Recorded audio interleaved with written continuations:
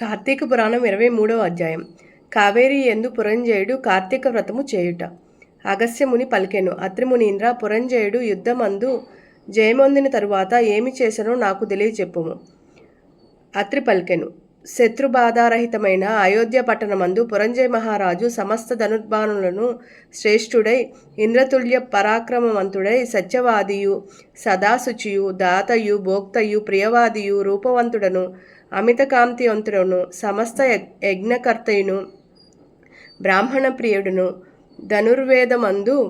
వేదములందు శాస్త్రములందు ప్రవీణుడును, పూర్ణిమచంద్రుడు జనకుల వలె స్త్రీ ప్రియుడు, సూర్యుడి వలె చూడసఖ్యము గానివాడును, శత్రువులను శిక్షించువాడును, హరిభక్తి పరాయణును, బలయుతుడును, కామ క్రోధ లోభ మోహ మద మాత్సర్యములను జయించువాడును, కార్తీక వ్రతము చేత పాపములన్నీయు నశింపజేసి కొనియాడేమి ఉండెను.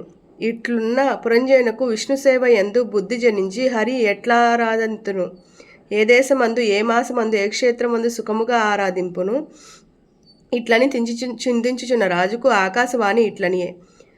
ఓ పురంజయ, శీఘ్రముగా కావేరికి పొమ్ము. అచట శ్రీరంగమను దివ్యక్షేత్రం ఉన్నది.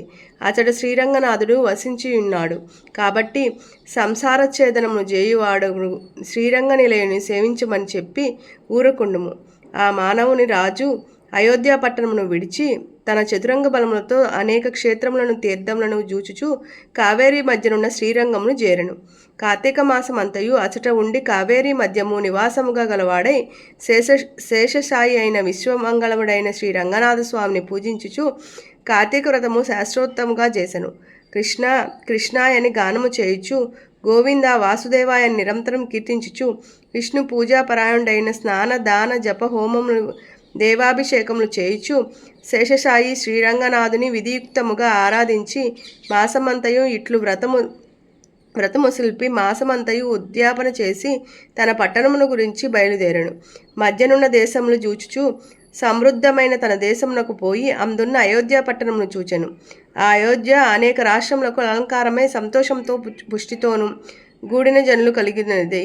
దృఢముగానున్న ప్రాకారములు, తోరణములు కలిగినదియు, దృఢముగానున్న యంత్రములు, గడియలు కలిగిన నదియు, అగడ్తలు కలిగినదియు, గుర్రములతోనూ ఏనుగులతోనూ రథములతోనూ నిండియున్నదనియు, గృహ గోపురములు వెంట వీధులు గలిగిదననియు, అనేక వర్ణములు గల పతాకములు గలదనియు, వాయువు చేత చలింపచేయబడుచున్న పతాకముల నదియు, అనేక భటులు గలదనియు, అనేక దేశవాసులతో కూడినదై ఉండెను.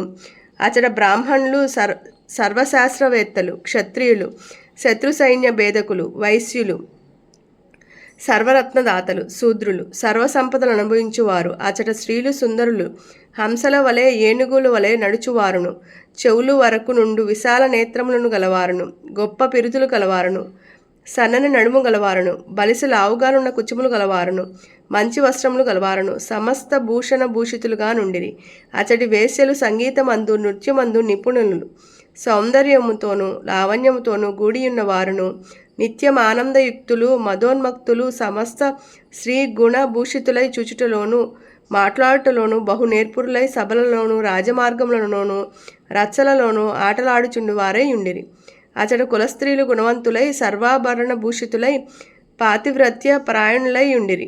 ఓ అగస్త్యమునీంద్ర, అచ్చటి మనుజులందరూ తమ తమ వర్ణాశ్రమ ధర్మములందు ఉండిరి. పురంజయుడిట్లు పట్టణమును చూచి సంతోషించెను. యథా రాజా తదా ప్రజ అను న్యాయమును బట్టి రాజు న్యాయవర్తనుడైన ప్రజలను న్యాయమందే ఇందురు గదా.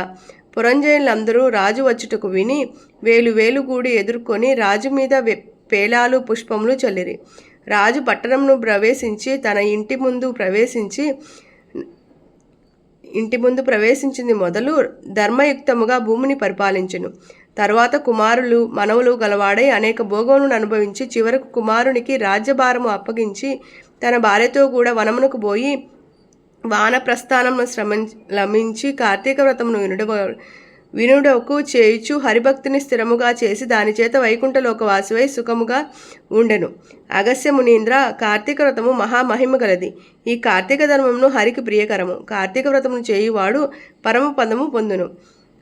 అవసరమై చేసినను ఉత్తమ గతి పొందును. సమస్త సౌఖ్యములను ఇచ్చినదియు కలికల్మష నాశకారి అయిన కార్తీక వ్రతము చేయని మనుష్యుడు దుఃఖము పొందును. హరిభక్తి యుక్తుడై శుచితో ఈ అధ్యాయం వినువాడు సమస్త పాతకమును నశింపజేసుకొని పునరావృత్తి రహితమై మోక్షమును పొందును.